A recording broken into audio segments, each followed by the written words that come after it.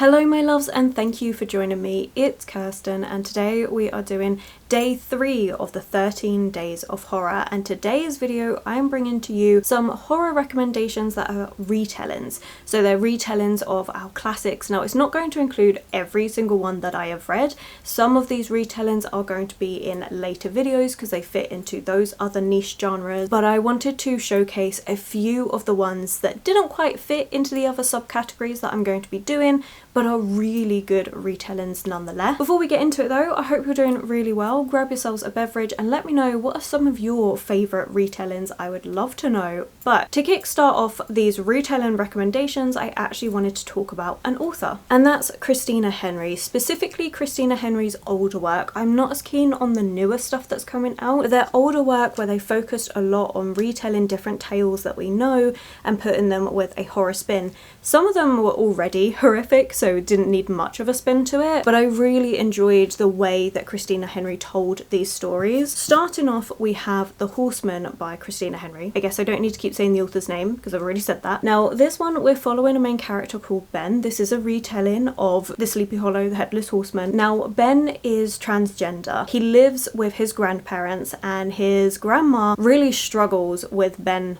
being a boy. Is constantly pushing for him to be a girl, to wear the clothes and marry and have kids and all of these, but Ben knows he's Ben and he doesn't want that for himself, and his grandfather's really accommodating for that, which I think is absolutely lovely. So I really enjoyed the transgender representation in this, the different discussion, how frustrating it can be when family members refuse to see you for who you are, alongside the tale of Sleepy Hollow and the Headless Horseman. Like, this was really good. I really enjoyed it. I think this is more of their lighter work compared to these other ones, but this was an enjoyable tale and I would recommend, especially for this season and you're looking for something that's a little bit lighter, got good representation within it. I would argue that this is a nice one to be reading. But then we get into some of their darker works. So we have Lost Boy, which is a Peter Pan retelling, and this one does get quite dark. I really enjoyed this one. I think this was a really interesting take on the tale, although if you've read the original classic, that one's already quite a dark and disturbing read as it is. We then have The Girl in Red, which is based on Red Riding Hood, and this one was quite an interesting dystopian take on the story, and I actually really enjoyed it. The ending was a little bit of a letdown, I won't lie, but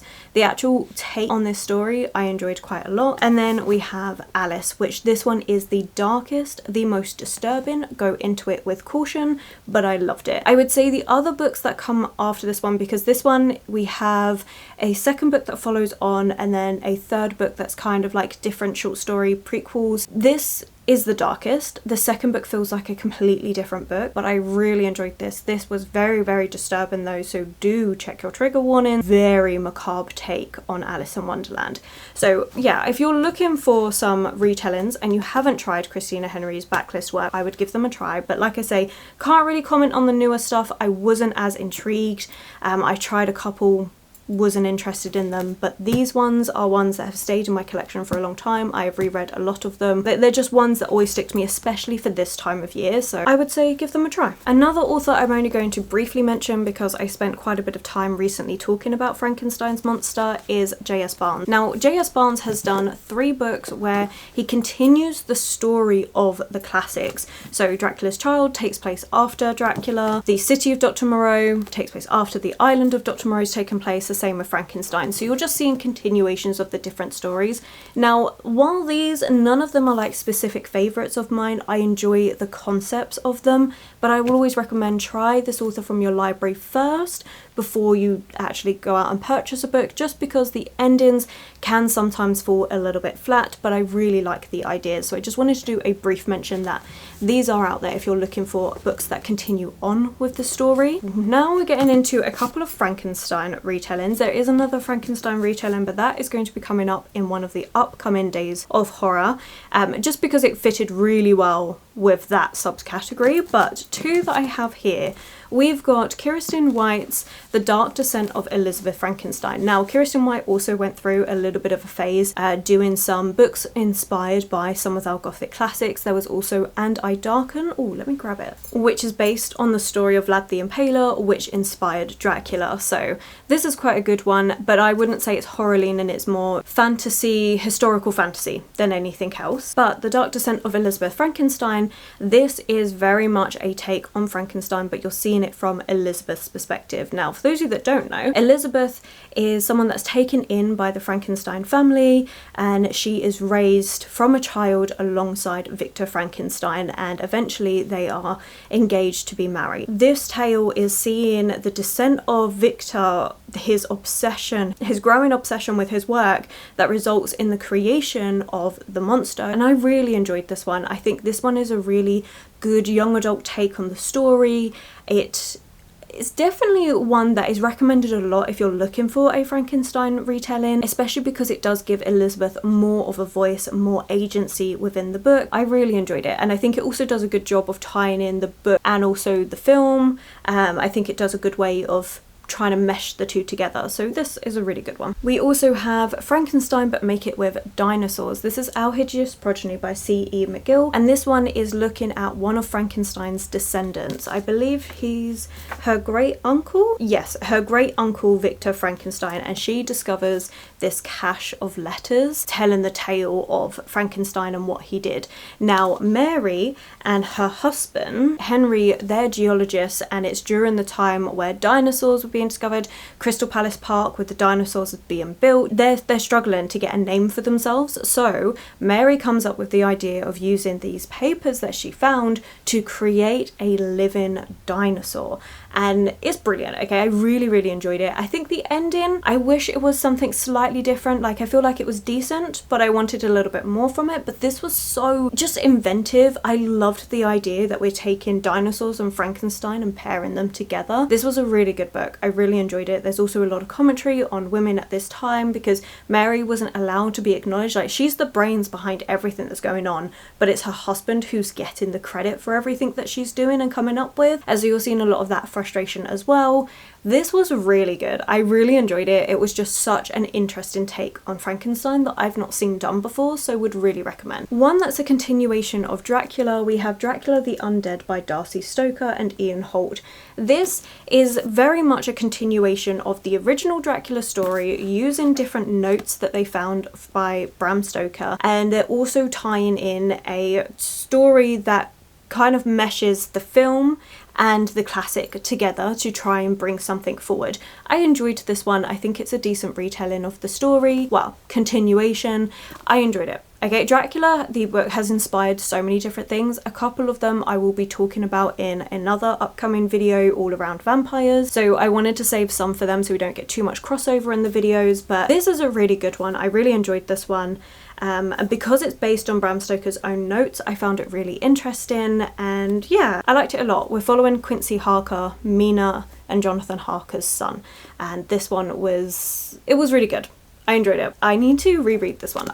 Thing is, I talk about all of these retellings and I'm like, oh my god, I need to reread all of these.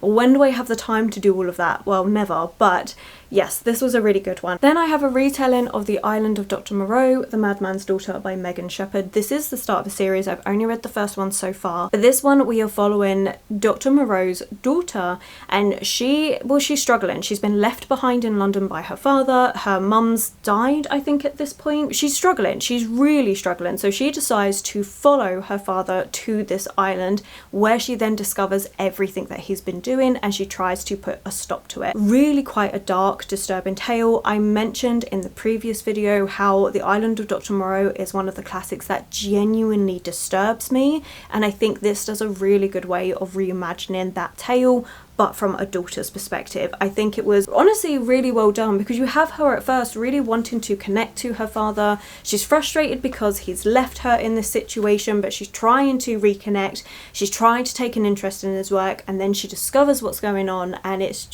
horrifying. but it worked really well and I'm very excited to continue on with this series. It's not one I see many people talking about, but I do think it is worth a read. And then I thought I'd just take a moment to mention some, they're more gothic, what am I thinking of, like mysteries, but they are paying homage to different things. So I think the one we'll start off with is The Strange Case of the Alchemist's Daughter by Theodora Goss. I really enjoy this trilogy.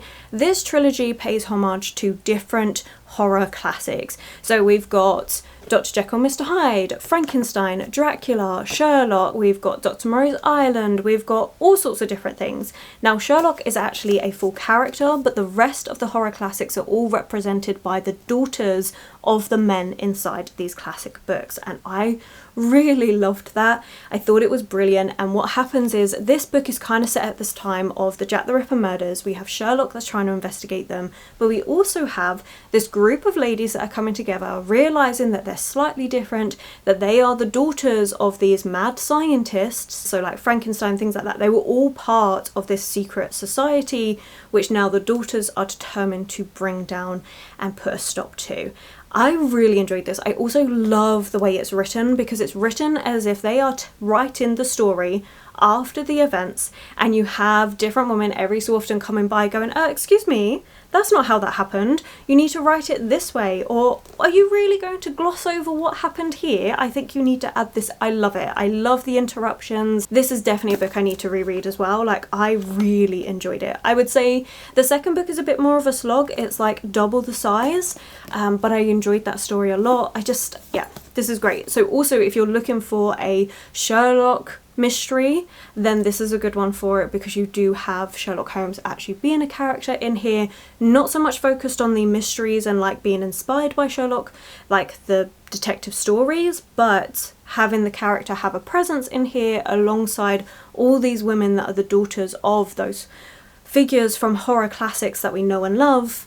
It's really good. It's also really underrated, and I definitely want more people to read it. But as I said, I do have two more mystery type books, and both of these are based on Sherlock Holmes. So we have Strange Beasts by Susan J. Morris. This is one that I read recently-ish. I would say about, actually maybe it's coming up like 5 months ago or something. But I read this one and I did enjoy this one. It is based on Sherlock Holmes, but we're not following Sherlock Holmes. Instead, we have two other ladies. One of them is a descendant of Moriarty, and one is a descendant of Mina and Jonathan Harker. So we also get Dracula influence in this book as well, but it's very much set up as if it is a Sherlockian mystery with the two detectives. I loved this one. Okay, I really enjoyed the different elements. It also reminded me elements of Perfume by Patrick Susskind, just little bits in the background, but I really enjoyed those details added in. So if you are looking for a book that's got like paranormal mystery with Sherlockian influence and also influence from other horror classics, this one is a good one, and there is going to be another book which I am very much looking forward to. And then the last one I have for you is The Angel of the Crows by Catherine Addison. I really enjoyed this one, and this one very much is a reimagining of the Sherlock Holmes stories by Sir Arthur Conan Doyle. I loved this. Okay, if you read the author's note at the back of the book, Catherine Addison goes, this started off as fan fiction, but what if Sherlock Holmes was an angel? And you're getting the tales from the tales by Sir Arthur Conan Doyle, so Hound of the Baskervilles is mentioned, Scarlet Letter, things like this. You've got different mysteries that are just being retold and repackaged into a paranormal setting. So Sherlock is an angel called Crow. Then we have Dr. Watson, who isn't Dr. Watson but is Dr. Doyle, and we have different other, you have other characters that you recognise, Lestrade's in there as well, but you have the inclusion of vampires, werewolves, hellhounds, different occult practices and stuff, like all sorts of different things, and so there is a more paranormal leaning answer to all of the different mysteries, and I just had so much fun with it. You also have an overarching mystery that they're trying to solve, which is Jack the Ripper. It was brilliant. I really enjoyed this one. I thought it was really well done. I really liked the way it paid homage to the original stories by Sir Arthur Conan Doyle. So this one was just a really good fun one. So if you're wanting something a little bit lighter for spooky season but still with those paranormal spooky elements, maybe give this one a try. But there we are. Those are a few. I have so many others. I genuinely love retellings. It's one of my favourite things to read. I love retellings inspired by classic stories that I absolutely love and adore. Even T. Kingfisher has done quite a few retellings based on other classic stories. Again, some of those books are coming up in later subcategory videos that I am doing, so trying not to repeat books in any of the categories. So if you don't see one, it may be in another video coming up if it fits into one of the other categories. But please put your recommendations below if you have any others that you haven't seen mentioned here that you think I should be reading. I will definitely look into them. Oh wait, I forgot one. I don't own it physically, so I forgot it. It is Sour Cherry by Natalia Theodoro, Greek author, so I do struggle on the pronunciation of the surname. I do apologise, but this one is a retelling of Bluebeard, and oh god, it was fantastic. It started off beautifully, but it is a bit of a slow book. I would recommend this one for fans of The Last Tale of the Flower Bride. It's got very similar lyrical writing, and that was a wonderful book, but I would recommend Sour Cherry for fans of that book. The ending, it does get a little bit repetitive, but I really enjoyed the storyline. This is one I am tempted to purchase a physical copy of because I did enjoy my time with this one. It is a beautiful yet haunting tale, and I think the dread and the way it slowly creeps up on you is really well done, and this doesn't get enough hype, so this is another one. But okay, now I'm done. I hope you've enjoyed the video. Again, let me know if there's any that you think I should be adding to this video, and thank you so much for watching. I hope you're enjoying these days of horror, but I am going to let you go. So thank you for taking the time to watch these videos, whether you watch or comment. If you do want to comment something but you don't know what to comment, then let's leave a skull emoji in the comments below if you've made it this far and just don't know what to comment. An extra special thank you goes out to all of my patrons for all of your support over there. I truly appreciate it. If you have enjoyed this video, then please do consider giving it that thumbs up, subscribing and commenting. Those three things really help this channel out. My social media links, anyone I've mentioned, Discord, Patreon, everything is always linked below for you, and I will of course catch you in the very next video.